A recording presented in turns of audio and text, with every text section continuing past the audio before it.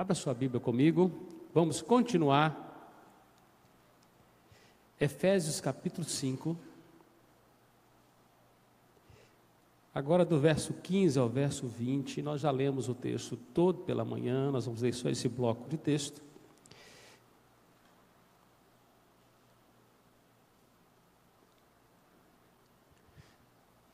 Nós estamos falando dos processos na caminhada cristã, rumo ao enchimento, à plenitude do Espírito Santo. Este é o tema deste capítulo, esse enchimento. Nós já falamos um pouquinho sobre a primeira faculdade, que é o sentir, é o coração controlado pelo Espírito. Falamos também sobre a cabeça, a mente controlada pelo Espírito Santo. E essa porção vai nos falar um pouquinho sobre a vontade. Olha o que diz do verso 15 ao verso 20. Vamos ler juntos? Portanto, vede prudentemente como andais, não como nécios, e sim como sábios, remindo o tempo, porque os dias são maus. Por esta razão, não vos torneis insensatos, mas procurai compreender qual a vontade do Senhor, e não vos embriagueis com vinho, no qual há dissolução, mas enchei-vos do Espírito, falando entre vós com salmos, entoando e louvando de coração ao Senhor, com hinos e cânticos espirituais, dando sempre graças por tudo a nosso Deus e Pai, em nome de nosso Senhor Jesus Cristo. Pai, nós te louvamos, te bendizemos, continue falando conosco por tua palavra, o que nós pedimos no nome santo de Jesus. Amém e amém. Terceiro processo, e nós vamos começar agora falando sobre esse terceiro processo da nossa caminhada rumo à plenitude do Espírito Santo, tem a ver com o querer, é a vontade controlada pelo Espírito. A palavra-chave aqui é decisão, vontades. O que muda a nossa vida é o que decidimos, são as resoluções, é o que se resolve e faz. Não adianta você encher sua mente de conhecimento e não pôr em prática. A Bíblia é regra de fé, mas é regra de fé e prática.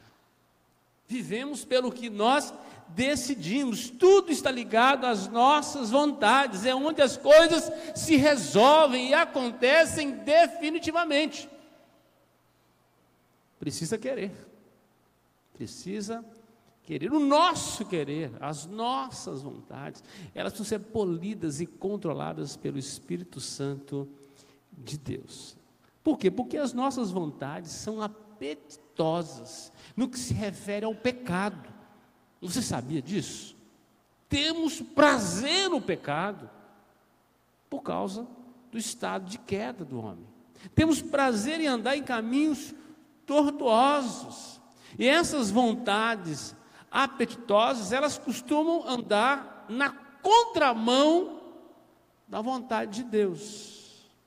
E aí, nós perdemos o time, o tempo de Deus, o tempo oportuno de Deus, porque estamos andando num outro time, num outro tempo. Consequentemente, desagradamos a Deus e perdemos a bênção de Deus. Então nós precisamos de sabedoria na nossa caminhada, para sabermos o tempo e o modo de Deus, para termos o real conhecimento da vontade de Deus. Versículo 15, olha para o texto, por favor, diz lá: portanto, vede prudentemente como andais, não como nécios, e sim como sábios. Isso é, considerem isto à luz do que acabamos de falar. Seja prudente quanto ao tempo e ao modo de andar. Seja prudente. Como é que devemos andar Paulo vai dizer, de maneira diligente, de maneira cuidadosa, acurada, exatamente como Deus preparou para que nós andássemos. Se nós andamos na contramão do caminho que Deus preparou para nós, estaremos contra a vontade de Deus. Ainda que as nossas decisões sejam tomadas, baseado em vontades, essas vontades precisam estar submissas, precisam estar alinhadas com a vontade de Deus. Portanto, dizer, vede prudentemente como andais. Não podemos andar como andam os nécios, os insensatos, os tolos, que não se preparam para a vinda do noivo. Se você aí ler os evangelhos, você vai pegar lá a parábola das 10 virgens. Há virgens que são nécias e virgens que são sábias. Ambas sabiam que o noivo foi para uma viagem distante, mas que voltaria. E de que elas precisavam ter nas suas lâmpadas azeite. Diz que as nécias não levaram azeite suficiente para as suas lâmpadas, enquanto que as sábias levaram azeite suficiente. Diz o texto que o noivo tardou. E então a lâmpada das nécias apagou e não tinha mais azeite. Ficaram nas trevas, escuridão. Até pediram socorro das sábias, mas sabe como é que nós podemos dar do nosso azeite? Nós vamos ficar, vai apagar a nossa lâmpada também. E diz que quando as nécias foram buscar azeite, o noivo voltou. E as sábias entraram com o noivo. Assim, Paulo faz aí, podemos dizer, um paralelo com esse texto, né? Como andam os nécios, ou como na parábola. Se você entender a parábola, você vai entender esse texto. De maneira tola, de maneira desordenada, não se preparou para a volta do Senhor Jesus. Não pôs a sua vida em ordem, não estava andando segundo a vontade de Deus, não estava em obediência com a palavra de Deus, por isso não puderam entrar. Então o que acontece? Nós precisamos aprender a andar com o quê? Com os sábios, e aprender a andar é decisão. Você precisa decidir andar com os sábios que estão espertos, são hábeis, se prepararam, ou se preparam para a vinda do noivo. As suas decisões são pautadas pelo ensino da palavra, buscam direção em tudo o que fazem, vede prudentemente como andais, não como quem anda despreparado, quem não busca saber qual é a vontade de Deus, mas quem, como sabe, aquele que quer saber como é que as coisas de Deus estão andando. Eu quero saber para onde o povo de Deus vai, qual é a vontade de Deus, quais são os princípios da vontade de Deus, é assim que eu vou andar. Verso 16, diz ele assim, remindo o tempo. Remir aqui significa redimir, resgatar do poder do inimigo, libertar do cativeiro pelo pagamento de um preço. Remir o tempo é resgatar o tempo que outrora estava perdido e dar a esse tempo utilidade, isso é, aproveitar bem as oportunidades. Remir o tempo. Pense aí, o nosso tempo ele está perdido, porque o mundo jaz no maligno. Quando nós tiramos do tempo perdido um tempo com Deus, esse é remir o tempo. Diante de um dia turbulento, você resolveu tirar um tempo para estudar a palavra e para orar. Você conseguiu resgatar o tempo. Diante de um mundo corrido, você conseguiu tirar um tempo para com seus filhos, com a sua esposa, você remiu o tempo. Diante de tantas ocupações e coisas que atropelam a nossa vida, a gente consegue tirar um tempo para algo proveitoso que agrada a Deus. O interessante é que a palavra tempo aqui não é cronos. A gente lê o texto, parece que é tempo do relógio, está dizendo, é o hoje. Mas não é. Não é o tempo dos homens. É kairos, é o tempo de Deus, fora do tempo. É o tempo das oportunidades, onde as coisas são conduzidas, as decisões esperadas por Deus. É o tempo oportuno. É a porta que Deus abre diante do cosmos, do qual nós precisamos entrar, na hora certa. É o tempo de Deus. Muitos de nós perdemos a visitação de Deus, porque perdemos, porque não remimos o tempo. Tempo oportuno. Qual é o tempo oportuno dentro do cronos? Qual que é o tempo oportuno para buscar Deus dentro do cronos, do nosso tempo? Qual que é o tempo? Todo o tempo. Todo o tempo. Mas muitas vezes nós separamos um tempo de todo o tempo. Ao invés de termos uma vida com Deus, nós temos um tempo com Deus. Preste atenção nisso. Ao invés de termos uma oração o dia inteiro, nós fazemos orações, como se a gente saísse e entrasse da presença de Deus. E tem até alguns antigos que oravam assim: Senhor, entrando em tua presença, significa que ele saiu. Se subo aos céus, lá estás. Se me detém nos confins dos mares, também ele lá está. Não tem onde fugir da presença de Deus. Mas tem como fugir da vontade de Deus. De entrar no tempo oportuno de Deus. Deus está nos visitando, meus irmãos, desde a fundação do mundo. Mas diante desse tempo, dessa porta aberta de Deus, no nosso cronos, às vezes, nós encontramos um tempo com Deus. Um tempo com Deus. Dentro do nosso relógio. E às vezes, dentro do nosso tempo, nós separamos um tempo que não é nem o dízimo do nosso tempo para estar com o Senhor. E queremos conhecer a vontade de Deus. É ilógico, não é verdade? Nós oramos pouco, lemos pouco da palavra, buscamos pouco saber qual é a vontade de Deus, mas nós decidimos o tempo todo, meus irmãos. O tempo todo, pelo que nós escrevemos no WhatsApp, pelo que nós falamos por e-mail, pelo telefone, as decisões, os contratos que nós assinamos, as conversas no dia a dia, levando o menino para a escola, indo na padaria, indo no supermercado, relacionamento com as pessoas no trabalho, em todos os lugares, nós estamos dentro de um tempo.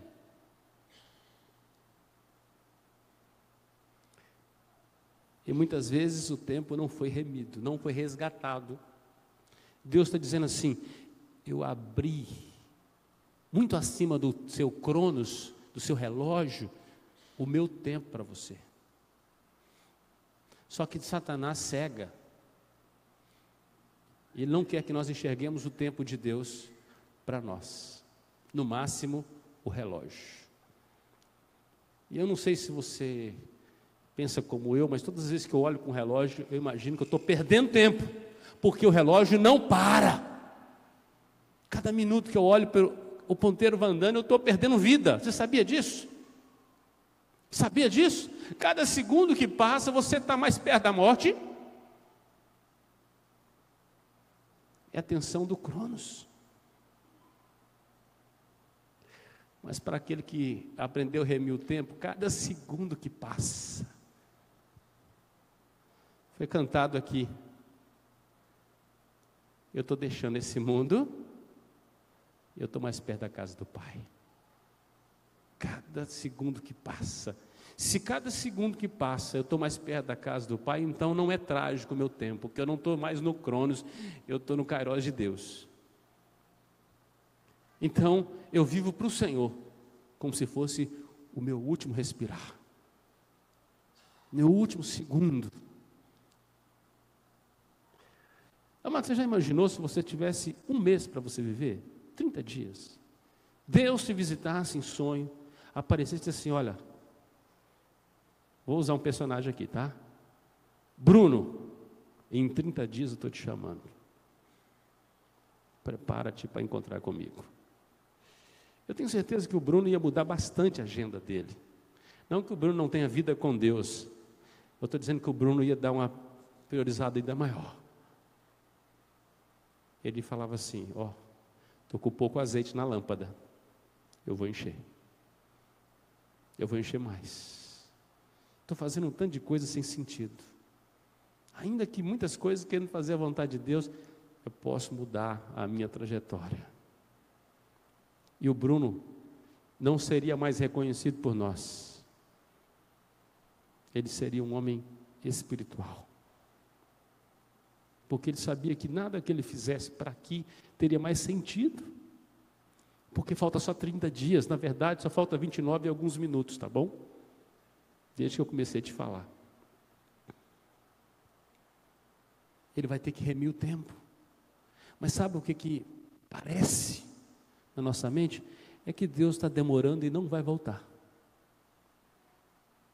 E aí a gente passa a tocar a nossa vida, não pelo Kairos de Deus, mas pelo Cronos. Falta muito tempo. O pessoal morre aqui na Baixada em torno de 90, 92 anos.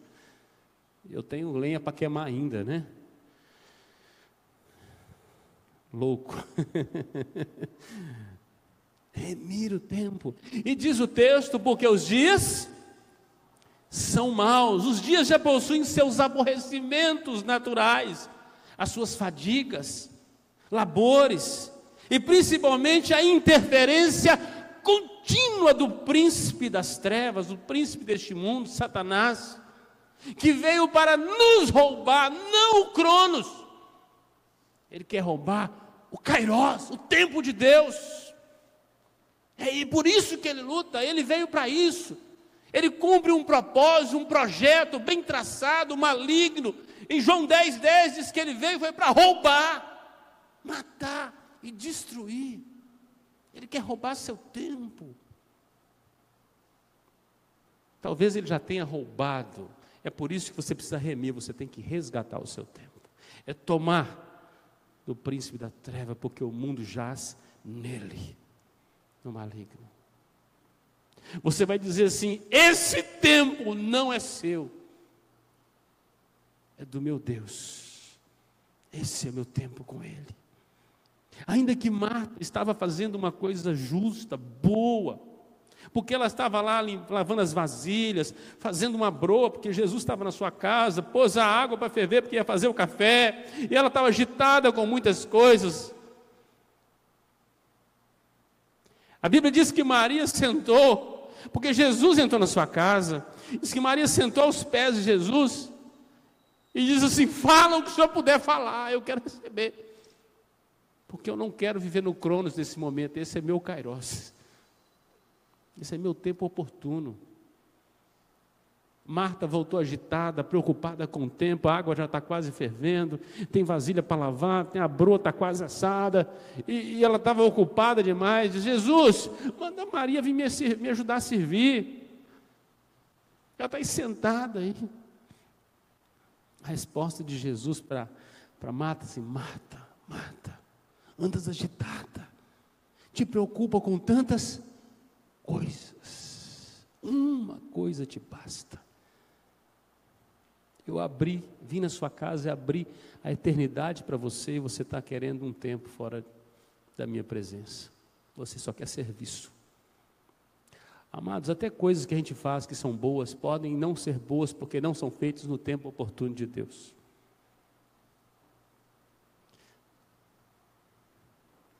Era um outro tempo que Deus queria para a gente. Você está fazendo uma coisa que é legal, que é importante, mas fora do momento de Deus. Não agrada a Deus. Caim não ofereceu porcaria para Deus. Ele ofereceu, diz que, primícias da terra. Ele não pegou a melancia mais feia, ele pegou a mais bonita. Ele não pegou a abóbora mais feia, a mais bonita. Os melhores cachos de uva, ofereceu para Deus, mas para Deus aquilo não era aquilo que Deus queria. Deus queria dele o quê? A obediência. O coração inteiro. O tempo oportuno é esse, quando Deus abre ele para nós. Os dias são maus, o maligno quer nos roubar o tempo oportuno.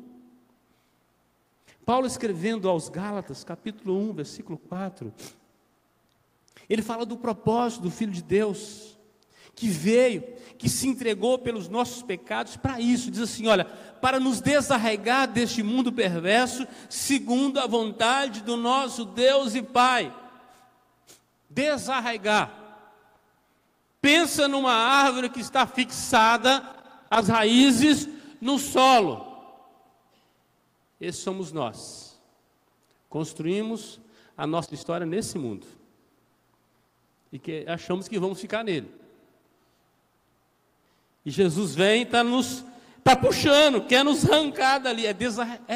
Tirar.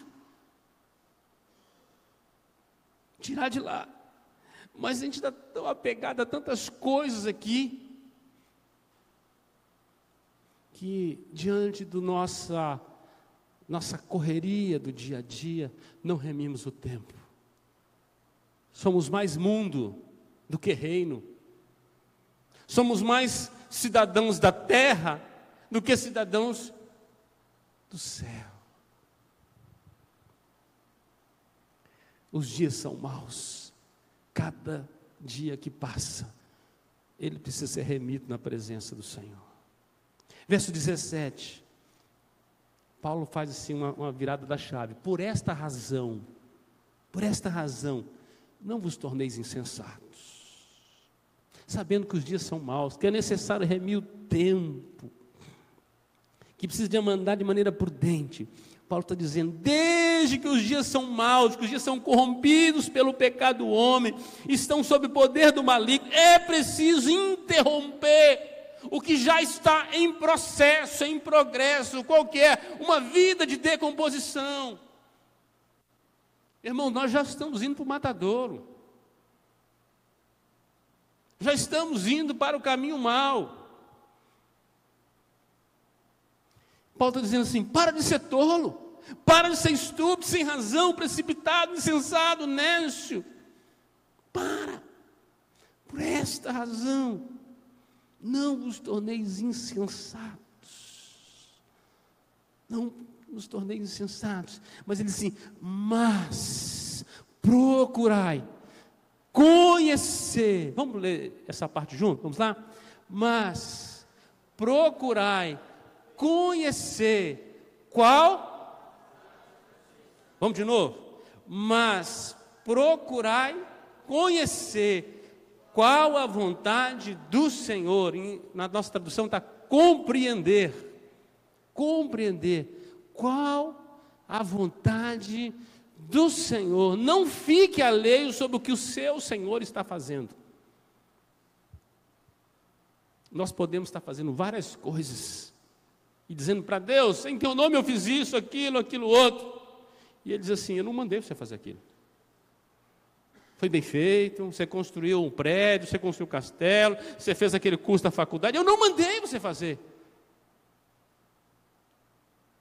Eu que sei os pensamentos que tenho a vosso respeito, diz o Senhor. Eu preciso saber, conhecer esse pensamento de Deus. É essa vontade de Deus. O que Deus quer da minha vida? Amados, muitos de nós formou no ensino médio, já entrou na faculdade, porque motivado por um colega ou outro, para fazer um curso pensando, mas não era aquilo. É importante fazer um curso superior, mas qual? Onde Deus quer me usar? Qual é o propósito dele? Não sei. Aí você chutou. Eu não sei quantos cursos existem, mas existem vários. Deus te queria numa área e você está em outra. A questão não era preparo, é preparar para quê? Onde Deus está te chamando? Qual é a vocação dele para a sua vida? Mas procurai compreender qual a vontade do Senhor. Paulo está enfatizando que para compreender a vontade de Deus é necessário de atitude, decisão, vontade. Está dizendo assim, procurai. Não é de qualquer jeito. Tem que procurar compreender. Exige cabeça, pesquisa, oração, estudo da palavra. Por quê? Porque é possível a gente fazer coisas boas sem a vontade de Deus. É possível. É possível fazer a obra de Deus sem Deus. É possível nós estarmos fazendo as coisas tudo certinho, achando que vai agradar o Senhor. Ele falou assim: eu não preparei nada disso para você. Você conhece gente precipitada, que você vai falar uma coisa com ele, ele já conclui? Olha, eu queria que você fizesse. Não, eu já estou fazendo aqui. Não, mas não era isso que eu queria que você fizesse. É gente que sai de casa sem orar, não pede direção para Deus para o casamento, para onde vai, em qual escola vai colocar os filhos. A gente faz as coisas assim, tocado. A gente não sabe depois porque as coisas dão errado. Entramos contra a vontade de Deus. Amados, a soberania de Deus não anula a nossa responsabilidade. Deus vai governar, no trono está tudo certinho no trono, mas pode ser que não esteja certinho com a gente. Deus está governando, soberano, o propósito dele no final vai acontecer, mas pode ser mais leve, pode ser mais suave, pode agradar ele o tempo todo. No final da história, vai dar o que ele quer, o resultado do jogo ele já deu. Mas você pode decidir se o jogo vai ser mais difícil para você ou mais fácil. Se vai ser com emoção ou sem emoção. Quem já foi lá para o lado do Maranhão, aquela região lá, quando você entrar num bug lá para você fazer nas dunas, o motorista vai perguntar para você assim: e aí, o passeio é com emoção ou sem emoção? Aí você diga assim: com emoção. Aí ele vai naquelas dunas assim, acelera, quando você acha que o carro vai cair assim, ele, o coração. Da próxima vez eu ponho o cinto para os dois lados, sabe? Falo com ele sem emoção, devagarinho, eu quero tirar fotos, sem pressa. Porque a primeira vez que eu fui, eu vou dizer para você, eu achei que meu coração ficou na saída. Tem muito crente que fala com Deus, é com emoção. Eu gosto de correr risco, eu gosto de andar pertinho da ribanceira, eu gosto de mexer com a sua ira e até o limite. Ainda bem que o Senhor é misericordioso, Senhor. Eu gosto de andar com risco. Se você compreender a vontade de Deus, você vai andar em segurança. Em segurança. O caminho vai ser mais suave. Procurai compreender. Por quê? Porque o modo pode estar certo, mas o tempo pode estar errado. É vontade de Deus que você case? É. Quando? É outra história. É outra história. Tem que compreender as duas coisas, o tempo e o modo. O modo pode estar certo e o tempo errado. O tempo pode estar certo do modo errado. As coisas têm que bater. Diz que o sábio, Salomão escreveu, ele conhece o tempo e o modo. De repente você comprar a casa nova, o carro novo, o celular, a camisa, seja algo que deve acontecer. Mas é o tempo certo? Seu salário dá? Você já buscou a direção de Deus? Não, precipitou. Errou. Tem o tempo certo. Então o segredo de uma vida de plenitude é a busca de ser cheio do Espírito Santo, ser tomado pelo Espírito Santo para fazer as coisas do tempo e do modo certo. Enchimento do Espírito Santo não é loucura, não é devaneio, não é barulho, não é gritaria. Pelo contrário, as coisas fluem de uma maneira tão natural, que a gente sabe que só pode ser de Deus, porque não é comum ao homem assim. As coisas do homem muito truncada, precipitada, insensata, muitas vezes insana. Hoje, você que recebeu a Cristo como Senhor de sua vida, hoje, eu e você somos a habitação do Espírito Santo. Essa habitação é certa, é permanente. Já fomos batizados com o Espírito Santo. Já fomos, ele já habita em nós, está presente em nossas vidas. Nele nós somos selados para o dia da redenção. Bênção demais. O Espírito de Deus habita em nós. Somos a habitação de Deus. E esta é a primeira parte da doutrina. Somos habitados de Deus, habitação de Deus. Mas nós podemos ser habitação de Deus e estar vazios da direção do Espírito de Deus. Sermos crentes exatamente frios espiritualmente, salvos e sossegados, só isso. Não conhecendo a vontade do Senhor. Paulo escreveu em 1 Coríntios 12, 13 o seguinte: pois em um só Espírito todos nós fomos batizados, em um corpo, quer judeus, quer gregos, quer escravos, quer livres, e todos nós foi dado de beber um só Espírito. Já fomos e estamos batizados no Espírito. O que é o batismo do Espírito aqui? É a conversão. O dia que você recebe Jesus como Senhor da sua vida, o Espírito de Deus habita em você. A partir desse dia, quando você peca, Ele te incomoda, com gemidos inexprimíveis, para você se arrepender, voltar-se para o Senhor. Eu sei que tem uns crentes que são mais difíceis, mais durões, sofrem mais, resistem, demoram a processar o gemido do Espírito, mas Ele habita em nós. Mas esta é apenas a primeira parte. Nós temos a ordem de sermos não apenas a habitação, mas de sermos plenos do Espírito Santo, cheios do Espírito Santo. Portanto, há uma responsabilidade dentro da soberania de Deus. O Deus que habita em nós não quer apenas fazer da nossa casa um endereço seu. Ele quer fazer da nossa casa a habitação plena. Ele quer adornar nossa casa. Ele quer formar nossa casa, nossa vida. Quer nos encher de sua graça. E há condições para serem cumpridas se quisermos experimentar esse controle do Espírito Santo. Porque uma coisa é ser habitação, outra é ser controlado pelo Espírito Santo. Como é que você sabe que uma pessoa é cheia do Espírito Santo? É por quem conduz a vida dele. Quem conduz a vida dele? Muitas vezes arrotamos assim, dizendo: eu tenho o Espírito. Tem. Mas quanto do Espírito tem em você? Quantos por cento o Espírito Santo domina a sua vida? Conduz suas decisões? Você está cheio? Está no meio? Ou está vazio? Como estão os frutos do Espírito sendo manifestos na sua vida? Paz, amor, longanimidade, bondade, mansidão, domínio próprio. Isso está acontecendo? Não, então você não está cheio do Espírito Santo. Porque o enchimento do Espírito Santo produz frutos. Frutos. Verso 18.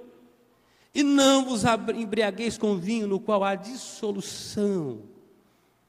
Embriagar é intoxicar, é ficar bêbado, descontrolado, conduzido pelo álcool.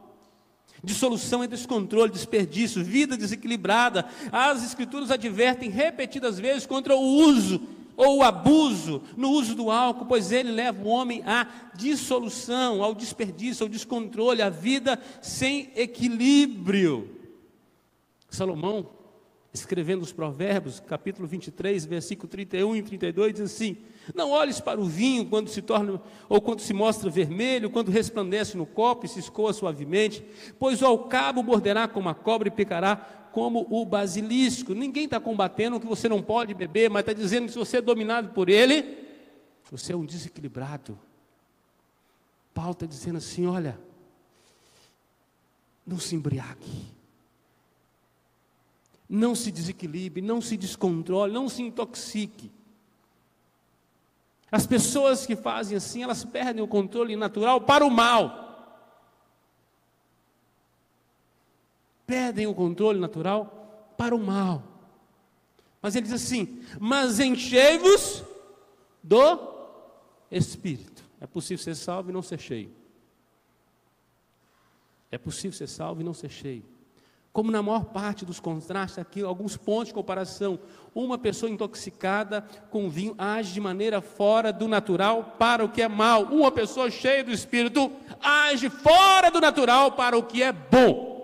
Fora do natural, sim. Porque ele está cheio do Espírito. Mas para o que é bom. Não é natural ter domínio próprio, mansidão, amor, paz, controle da vida, uma vida sensata, uma vida regrada, uma vida segundo a vontade de Deus. Não é natural. O homem natural não consegue viver essa vida. Ele vive segundo seus pecados, devaneios, conduzido. Ele é nécio, ele é ímpio, ele é morto em seus pecados. Ele é conduzido, ele não se conduz. Mas o homem cheio do Espírito Santo, ele é conduzido pelo Espírito, não é natural o que é produzido nele, é espiritual. E ele age fora do natural para aquilo que é bom, aquilo que edifica, aquilo que produz santidade. Enchei-vos do Espírito.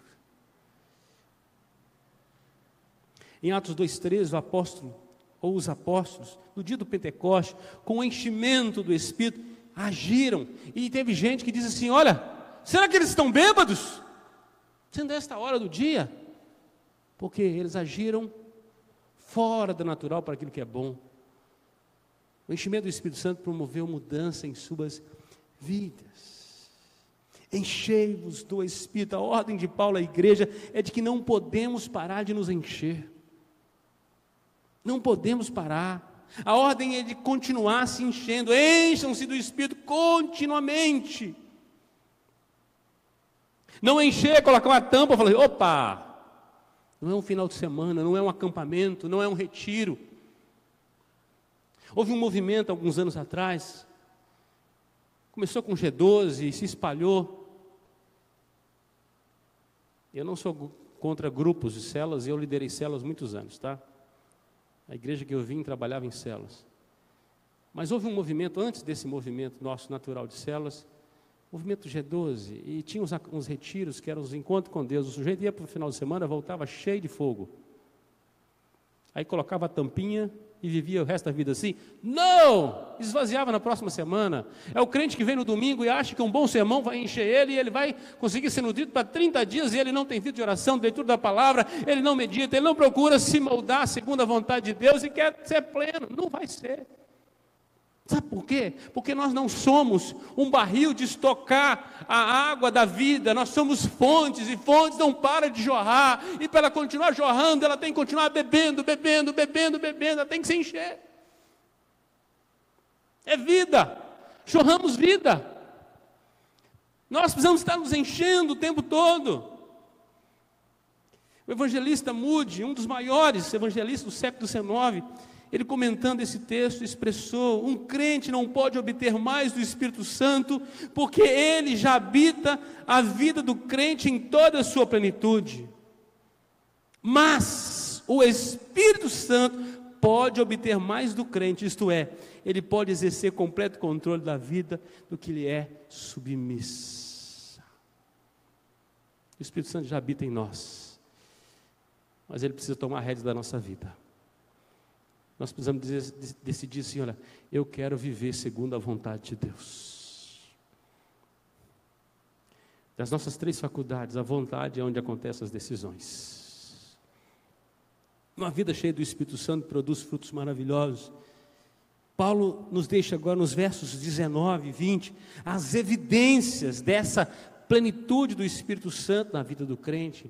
O que é natural acontecer para quem está cheio do Espírito Santo? Verso 19, falando entre vós com salmos. É natural entre os crentes cheios do Espírito esse desejo fraternal de compartilhar das verdades, das promessas das Escrituras. Em especial os salmos, onde há promessas, onde há adoração, louvor, gratidão, quebrantamento, salvação, há fugas, há lutas, há vitórias. Ao invés de, e se você ler todo o texto, como eu preguei pela manhã, ao invés da conversa afiada, tola, palavra vã, chocarrice, o que vai encher o nosso coração e o desejo de conversarmos uns com os outros é sobre o conteúdo da palavra de Deus, é sobre o que edifica e transforma as nossas vidas. Gastamos tempo discutindo política, religião, futebol, mas não gastamos o mesmo tempo para falar sobre as grandezas do reino de Deus.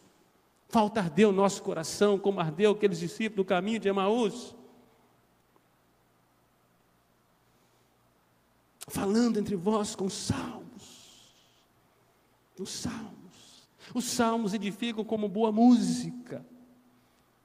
É notório numa pessoa cheia do Espírito Santo o desejo de compartilhar da palavra, de conversar sobre a palavra, de querer aprender mais da palavra. Isso ocupa a sua mente. Diz o salmista no Salmo 1: antes o seu prazer está na lei do Senhor, e ele medita de dia, de noite, de dia, de noite, a todos os dias. Isso ele rumina na sua vida. É mais importante ele conhecer profundamente as Escrituras do que toda a cultura do Egito ou do mundo, ou tudo que está em torno dos jornais e telejornais. Porque os jornais estão sempre desatualizados, mas a Escritura permanece para sempre. Quer manter-se informado sobre o mundo? Leia as Escrituras, medite nela. Você vai estar preparado para tudo que está acontecendo, vai acontecer. Tudo. É notório que a plenitude do Espírito Santo na vida cristã promova louvor e ação de graça, entoando e louvando. Paulo descreve a adoração a partir de um particípio, traduzido aqui por louvando, entoando. O particípio do grego é o nosso gerúndio, é ação continuada. Não cantei, eu continuo cantando. Eu não paro, eu não louvei, eu continuo louvando. Fala de vida, de adoração, a ideia de continuidade, que o crente cheio do Espírito Santo não cessa a sua adoração, a sua gratidão a Deus. A sua vida é contínua no altar do Senhor. E isso é ser cheio do Espírito Santo. É fora do natural, meus irmãos. Não é natural. O natural é o esfriamento, é a morte, é a letargia espiritual, é a secularização, o mundanismo, o liberalismo. Isso é natural de acontecer, porque o mundo está em decomposição.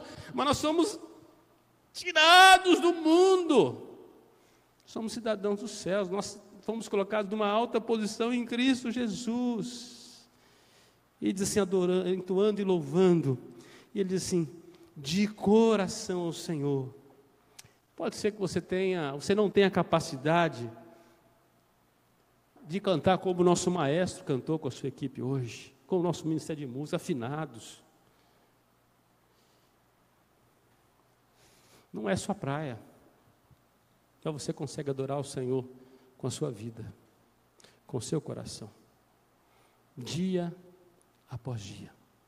Mesmo sem uma melodia externa, no seu coração pulsa um louvor ao Senhor, uma adoração contínua, de coração. É possível adorar o Senhor assim. E diz o texto, com hinos e cânticos espirituais. Preste bastante atenção, esses hinos e esses cânticos espirituais nós não cantamos hoje, eles não existem para o nosso tempo. Você que é tradicional ou não é? Tem que ler o texto, como é que é o texto? Tá, exegese do texto. Não são. Hinos e cânticos espirituais aqui estão ligados a outra esfera.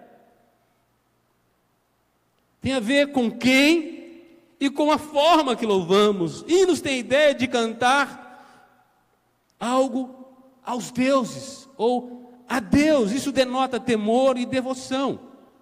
Por isso é chamado de hinos.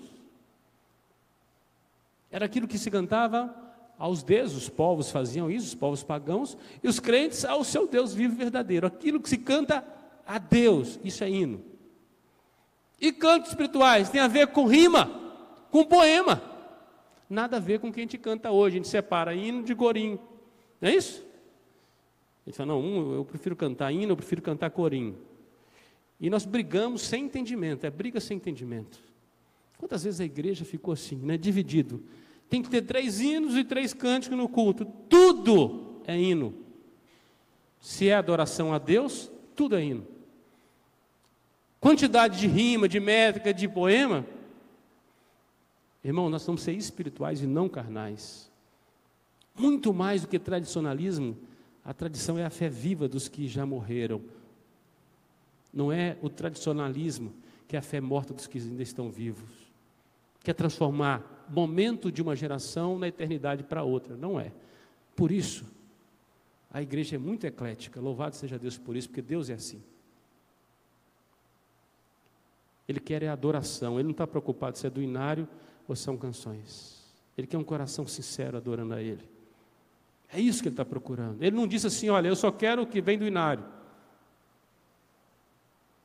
Ou só quero que venha dos cânticos. Sabe por quê? Porque tem muita coisa boa no inário, tem muita coisa boa nos cânticos, mas tem muita porcaria no inário e muita porcaria nos cânticos. E eu falo isso como pastor, e eu conheço um pouquinho. Eu conheço bem os hinos. Mas tem uma coisa que Deus não rejeita: a adoração sincera, verdadeira, entoando e louvando a Deus com hinos e cânticos espirituais. Aquilo que é direcionado a Ele deve ter rima, poema, tem que ser organizado. O povo de Deus não canta de maneira desordenada. As doutrinas são expostas de maneira correta naquilo que cantamos. Por isso, o conteúdo bíblico é que deve ser a essência da adoração. O nosso louvor precisa ser cristocêntrico, teocêntrico. Um crente cheio do Espírito Santo vai querer exaltar a Cristo o tempo todo. É natural isso. Ele não canta para si mesmo. Eu sei que está cheio de porcaria de música na nossa geração. A música só tem eu. Só tem eu na música. São as músicas egocentralizadas, humanistas da nossa geração. É verdade. Tem música que a gente não sabe se é namoro ou se é amizade. É verdade. Mas tem muita música boa na nossa geração também. Louvado seja Deus. Tem muitos compositores que Deus está usando.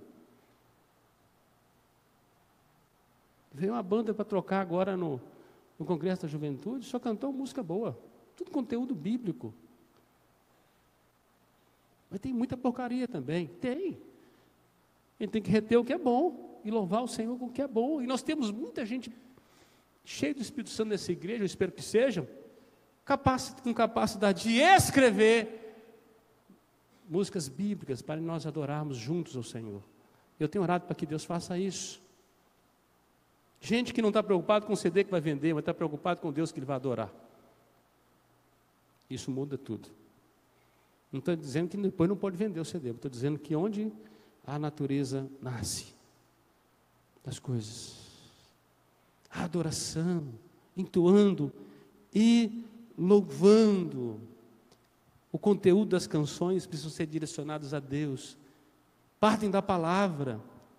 É assim que as coisas acontecem. Uma pessoa cheia do Espírito Santo não somente tem conversa sobre as coisas de Deus, sobre a palavra de Deus, mas ele usa bem seu tempo, ele transforma o que tem na palavra de Deus em motivo para ele cantar, para adorar a Deus, para louvar o Senhor. Verso 20, dando sempre graças. Não há limite na nossa vida para inspirar gratidão a Deus em nossos corações, porque gratidão é um coração feliz com Deus, é um coração feliz que é capaz de dar forma ao rosto. É o mesmo conteúdo que Paulo escreveu aos Tessalonicenses, 1 Tessalonicenses 5,18, em tudo dai graças, porque esta é a vontade de Deus em Cristo Jesus para convosco. Um homem, uma mulher cheia do Espírito Santo, o que tem, que resplandece em sua vida, é um senso gigantesco de gratidão a Deus. Ele não consegue murmurar, ele só consegue louvar a Deus, seja no momento ruim, seja no momento bom, a adoração, a gratidão. Diz ele, por tudo, não podemos limitar a gratidão apenas às coisas que julgamos ser boas, agradáveis a nós. Romanos 8, 28, porque sabemos que todas as coisas cooperam para o bem daqueles que amam a Deus, daqueles que são chamados segundo o seu propósito. Todas as coisas, as boas, que nós julgamos boas, e aquelas que a gente julga que não ser muito boa. Depois que a história estava sendo fechada, José chama seus irmãos lá no palácio e fala assim, olha, vós intentastes o mal contra mim, contudo Deus transformou em bem para que se salvasse toda essa geração. O que parecia ser mal, Deus estava soberanamente controlando todas as coisas. O que é bom, o que é mal diante de Deus? O que são portas fechadas e portas abertas? Se foi Deus que fechou, é bênção. Se foi Deus que abriu, é bênção. Tem que ter gratidão, tem que ter louvor. Portas fechadas e portas abertas para Deus é a mesma coisa, porque o final último é a sua glória, é a sua glória. Diz, sempre graças por tudo a nosso Deus e Pai, em nome do nosso Senhor Jesus Cristo. A gratidão tem direção, é o Pai, deve ser mediada por seu Filho Jesus Cristo. Assim foi o ministério completo de Jesus. Ele não viveu um dia sem ação de graça, em tudo, até pelos inimigos, até na cruz, até pela cruz. Em tudo, Jesus nos ensinou a dar graças, e tudo que pedimos ao Pai, em nome dEle, diz que Ele oferece a nós. Pois bem, a nossa meta, o nosso alvo, esse eu quero concluir com isso, o nosso objetivo precisa ser, no mínimo, sermos plenos de Deus, sermos cheios de Deus. Menos do que plenitude do Espírito não é nada para nós. Se tem uma coisa que nós precisamos querer, é transbordar do Espírito Santo de Deus. Não é com fenômenos miraculosos da nossa geração, do neopentecostalismo, que acha que barulho. Eu não estou dizendo que não pode ter barulho, eu estou dizendo que é fazer disso ser cheio do Espírito Santo. Porque não é o que nós vemos nas Escrituras. Nós vemos pessoas plenas de Deus, pessoas que têm uma cabeça boa. O apóstolo Paulo, um homem cheio do Espírito Santo, boas decisões, boa direção, um senso contínuo da evangelização, da glória de Deus, de gratidão no seu coração, o homem que consegue cantar depois de ter apanhado muito, está numa cadeia injustamente, e ele louva a Deus, ele canta ao Senhor à meia-noite. Aquele homem era um homem cheio do Espírito Santo. Ele não pediu para a igreja dar uma salva de palmas, ele não pediu para a igreja dar um glória a Deus, aleluia. Mas ele pediu para Deus salvar o carcereiro, e Deus salvou toda a sua casa. Cheio do Espírito Santo. Nada menos que isso. Precisamos ter os nossos sentimentos, então, tomados pelo Espírito Santo, como falamos pela manhã. Vivemos não pelo que sentimos, e sim pelo que nós cremos. Emoções, sentimentos vazios, o Espírito produz enfermidade na vida do crente. Precisamos ter também a nossa mente tomada pelo Espírito Santo, para que sejamos capazes de entender, de compreender qual é a vontade de Deus. A nossa mente não pode ser oficina do diabo. O que devemos ter em nossas mentes está registrado lá em Filipenses 4:8. Finalmente, irmãos, tudo que é verdadeiro, tudo que é puro, tudo o que é amável, tudo o que é de boa fama, se alguma virtude há e se algum louvor existe, seja isso que ocupe o nosso pensamento. Seja isso. Cabeça boa é a cabeça cheia de Deus. Finalmente, o que eu vou pensar? O que eu vou pensar? Uma pessoa cheia do Espírito Santo anda com coisas boas em sua mente, se alimenta de coisas boas em sua mente. Não se esqueça, os seus olhos é a porta da sua alma. O que entra para os seus olhos vai invadir sua mente, vai tomar ela. Cuidado onde você coloca os seus olhos. Nós lutamos todos os dias, meus irmãos. Os nossos olhos precisam ser santos, porque se os nossos olhos nos fazem tropeçar, diz que é melhor a gente arrancar eles. Precisamos ter nossas vontades tomadas pelo Espírito Santo, para que possamos discernir, para escolher aquilo que é a vontade de Deus e que agrada a Deus. Quando as nossas faculdades das emoções, nosso coração é tomado pelo Espírito, quando a nossa mente, o nosso intelecto é tomado pelo Espírito de Deus, quando o nosso querer, as nossas vontades são tomadas pelo Espírito de Deus, que habita em nós, então a nossa caminhada muda, o nosso rumo muda, a plenitude do Espírito Santo vai tomando forma dia a dia, e deixamos de ser homens naturais, para sermos cidadãos espirituais, com boas decisões. Deus vai nos dar autoridade para fazer grandes coisas, se nós formos cheios do Espírito Santo. Não se contente em ser apenas habitação do Espírito. Busque ser cheio do Espírito Santo de Deus. Diz o texto que você precisa procurar compreender qual é a vontade de Deus para a sua vida. Não somente para a sua vida, mas para o seu tempo. Qual é a vontade de Deus? Qual é a vontade de Deus? Se tem uma coisa que tem que riscar do seu dicionário, é a sua vontade, mas a vontade dEle, tudo é a respeito dEle. E para Deus nada menos do que a plenitude. Se você deseja ser um crente cheio do Espírito Santo, você quer buscar isso, eu queria que você visse à frente, eu quero orar por você. Eu queria chamar os presbíteros à frente. Eu queria encerrar com esse tempo de oração.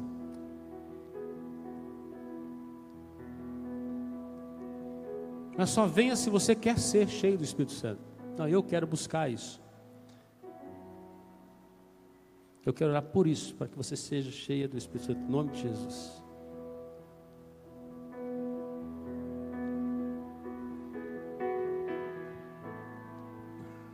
Vamos ficar de pé.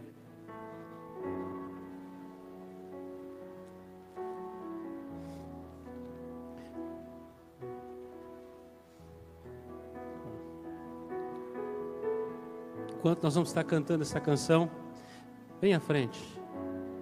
Nós vamos orar. E você vai orando, clamando ao Senhor. Eu quero ser cheio, Senhor, no nome de Jesus. Nada menos que isso. Eu quero ser cheio, Senhor.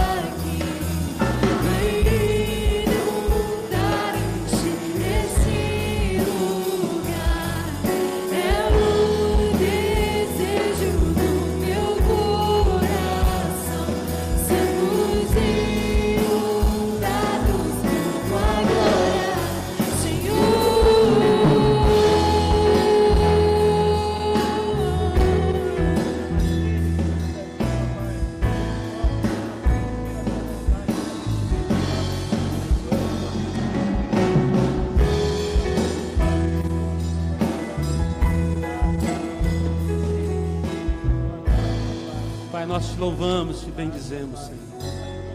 Queremos ser cheios do Teu Espírito, Senhor.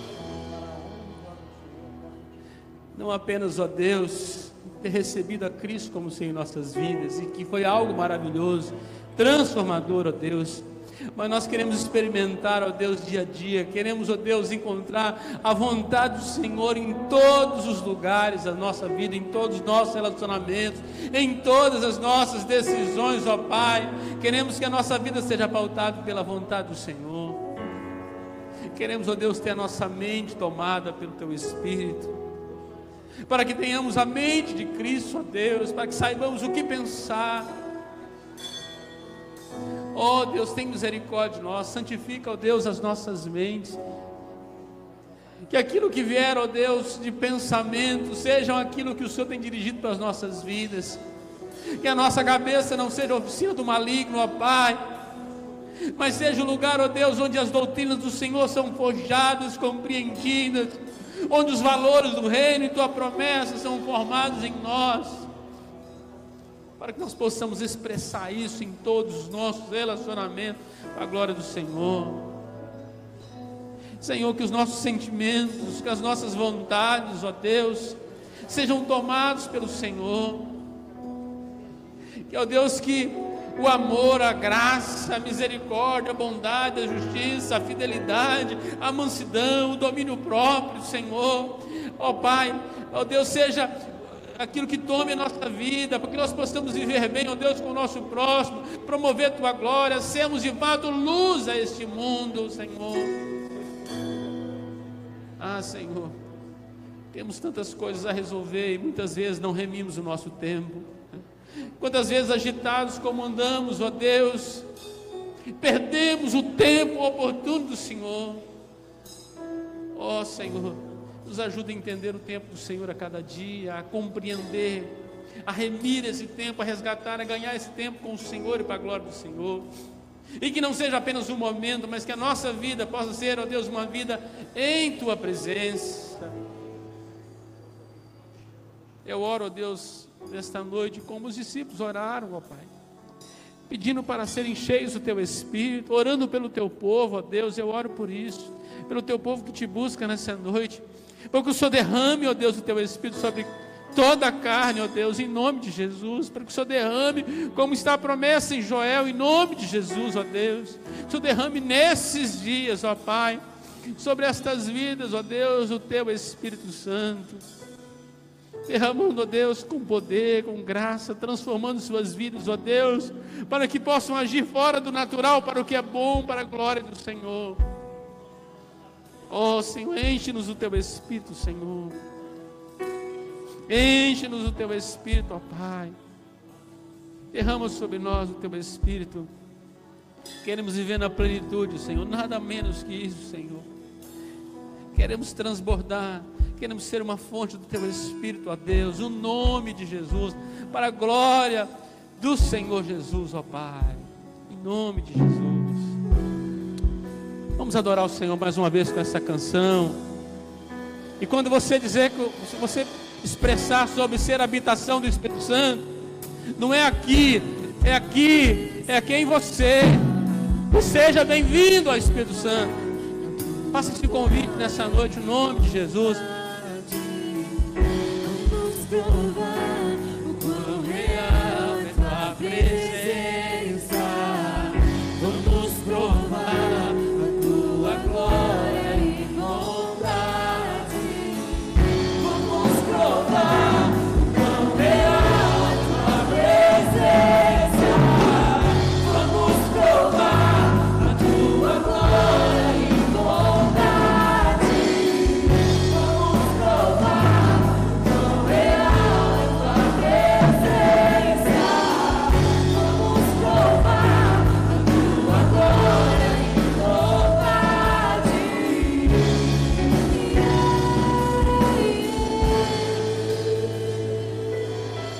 Santo Espírito, és bem-vindo. É bem-vindo em sua vida, no nome de Jesus. Convide Ele em nome de Jesus. Esse lugar é o desejo do meu coração, ser luzido